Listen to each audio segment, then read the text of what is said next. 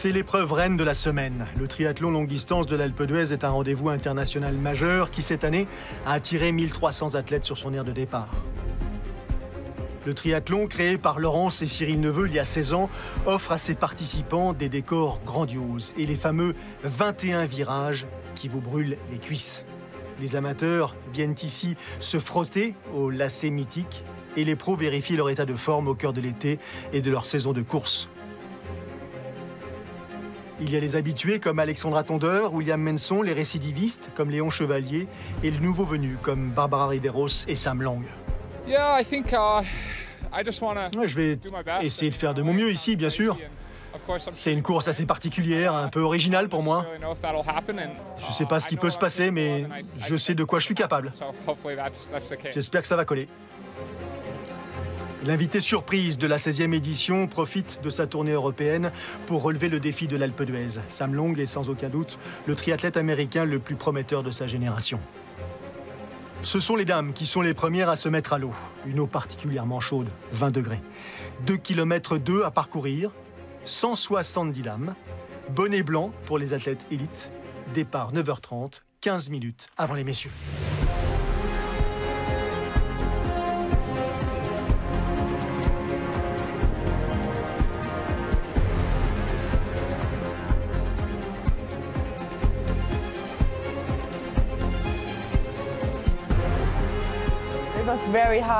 C'était très difficile pour moi. Je ne pouvais quasiment pas respirer au départ. J'ai eu des crises de panique tellement l'eau me paraissait fraîche et il y avait de monde pour moi. Bon, la natation, c'est quoi? C'est une demi-heure de course sur une course qui a un peu moins de 6 heures. Je sais qu'en ce moment, je nage pas très bien, donc l'idée, c'est de limiter les dégâts. Mais voilà, quand même partir à fond, essayer d'accrocher le groupe.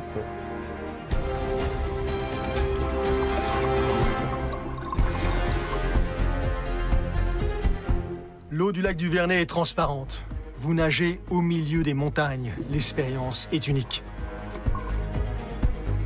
Sortie de l'eau des premières dames après 2200 mètres de natation. Elles sont 4 détachées, dont 3 pros. Marta Sanchez, l'Espagnole, deuxième en 2021, derrière Emma Bilam et la plus rapide. Suivent Léa Vallier, la nouvelle et récente championne de France, longue distance, et Barbara Riveros, la chilienne.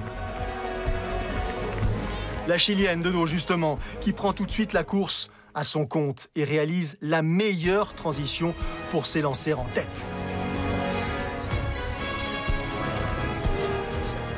L'athlète aux 4 participations au JO, 5e à Rio en 2016, et depuis passé sur format longue distance avec gourmandise et succès.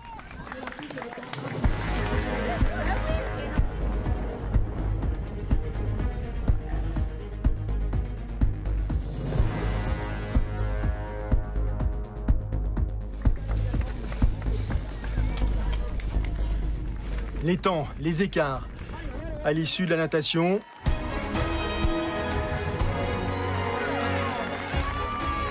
et le premier homme qui fait son apparition, lui aussi, Guilhem Montiel. Deuxième sur le format M en 2021, c'est sa première expérience sur longue distance. Le soutien de la foule est évident, la transition est éclair, l'Espagnol est à l'attaque.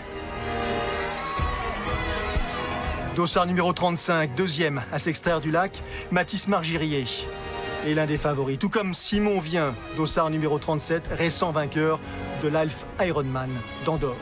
Reconnaissable à sa tenue très graphique, Sam Long n'est qu'à quelques secondes. Ça promet.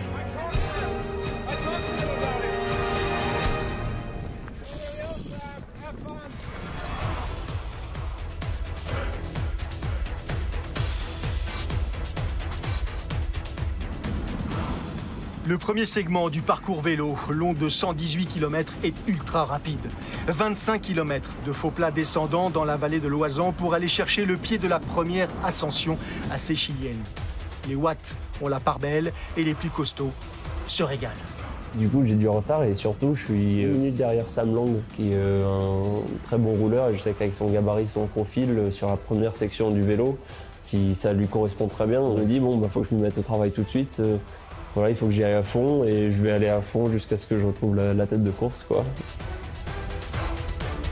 Mathis Margirier est le nouveau leader. Dès les premières rampes du premier col de la journée, celui de l'Alpe du Grand Serre, le champion de France longue distance prouve qu'il est en possession de tous ses moyens.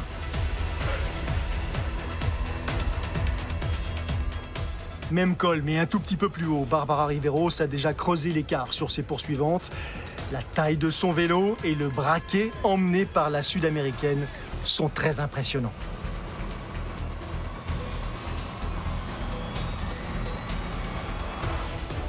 Le triathlon de montagne comme ça, il vaut mieux faire sa course et être vraiment concentré sur ce qu'on doit faire soi-même. Tout le monde a un peu sa stratégie et si on essaye de coller sur la stratégie de quelqu'un pour rester dans un groupe ou quoi, ça peut péter.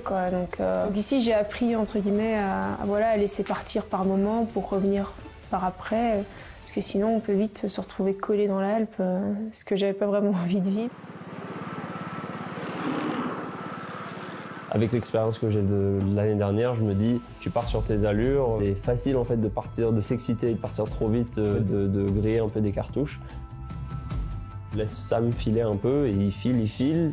Et je me dis à ce moment-là, oula, il a l'air costaud quand même. Et une longue montée, c'est une montée que lui, il connaît pas. Il peut se passer encore plein de choses. Petit à petit, je reviens sur lui. Je sais aussi qu'on est en train de reprendre Mathis Margirier qui avait fait la course en tête jusqu'à ce moment-là et qu'on le reprend très vite. 2,5 km plus loin, on l'avait repris. Et je dépasse Sam, je sais à ce moment-là, quand je le dépasse, que voilà, ça va passer inverser la tendance. Léon Chevalier a opéré la jonction avec Sam Long au sommet de l'Alpe du Grand Serre. Le duo effectue la course ensemble jusqu'au pied de l'Alpe d'Huez. Les rampes, les lacets, les virages, appelez-les comme vous voulez.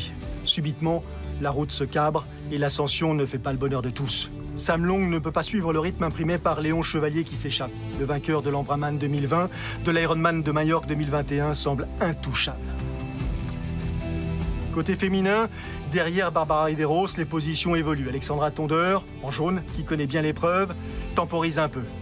Alors que Sveniatos, l'Allemande, vainqueur de l'Ironman France, un mois plus tôt, prend l'initiative.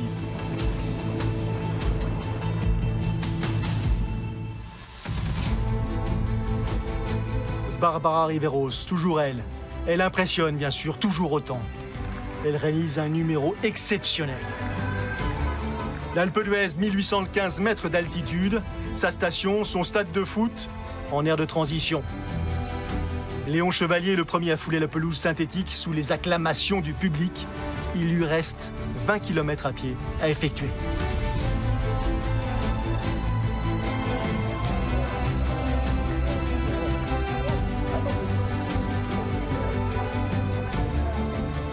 Dossard numéro 4. William Menson entre à son tour dans l'aire de transition. Il compte 10 minutes de retard sur le leader. Sam Long a le pas lourd et le visage des mauvais jours. Normal. 54-33, braqué inadapté pour gravir la montagne. Ça laisse des traces. Fin de l'histoire.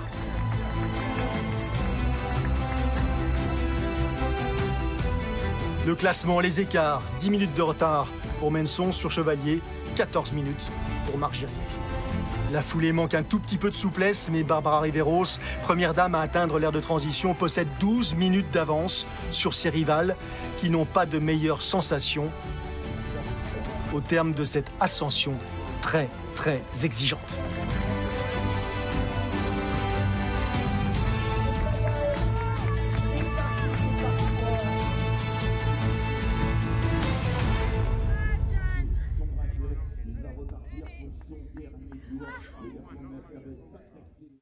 Le récital se poursuit sans fausse note pour Léon Chevalier, qui accroît son avance dès le premier des 3 tours à effectuer.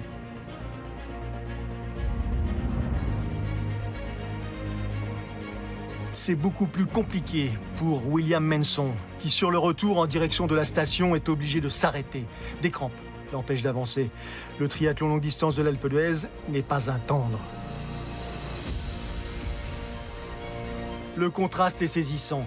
Simon Vien vole littéralement dans la descente spectaculaire de l'Altiport. Un nouveau segment ajouté au parcours cette année qui accentue un peu le caractère original de cette épreuve. Pour moi, la partie la plus difficile du parcours à pied, c'est entre la transition et le demi-tour à Sarenne. C'est au moment où je fais ce dernier demi-tour là-bas que je sais qu'il y a peu de risques qu'il se passe quoi que ce soit maintenant. Et Et voilà, je me fais plaisir en appuyant un peu plus, en courant un peu plus vite. Et c'est vrai que la dernière ligne droite, la chute d'arrivée avec tout le monde qui tape, les confettis, la musique, c'est spécial, ça. La voici, cette arrivée. Ce moment souhaité par Léon Chevalier. L'étudiant en génie chimique à l'université de Bath en Angleterre remporte cette édition 2022.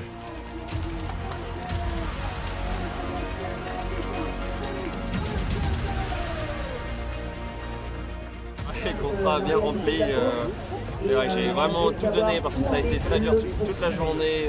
Terminer deuxième l'année dernière, à pas grand chose, ça me donnait vraiment envie de revenir ici et de montrer que je peux gagner aussi. Ouais, ça fait plaisir. C'était le but, hein, le podium. Voilà, il y avait un beau plateau. Donc, au vu de comment je me suis senti aujourd'hui, je suis quand même content de le résultat. Deuxième, Simon Vien. Troisième, Albert Moreno. Très beau finish de la part des deux hommes. Tout comme Léon Chevalier, Barbara Riveros ne sera pas reprise sur ses 20 km de course à pied. L'athlète, entraînée par l'Australien Brett Sutton, domine l'épreuve, comme elle dominera d'ailleurs l'Ambraman quelques jours plus tard. Derrière, les positions se figent pour le podium, entre Alexandra Tondeur, qui cède du terrain, et Sven Yatos, qui prend le meilleur sur sa rivale belge.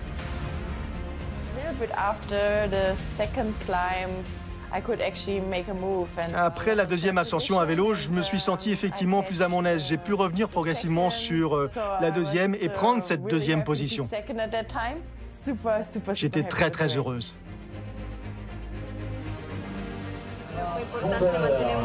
Il était important pour moi de maintenir un très bon rythme, mais de ne pas me mettre dans le rouge pour autant. Il fallait garder le contrôle de la course et surtout à l'occasion de la dernière ascension à pied. Après, j'ai essayé de gérer mon effort. La victoire donc pour Barbara Riveros devant Sven Yatos et devant Alexandra Tondeur. Les visages sont souriants en dépit de la rudesse de la journée. L'édition 2022 avait eu le sacre de deux champions intouchables. La 17e édition aura lieu, elle, du 24 au 28 juillet 2023. La légende continue de s'écrire.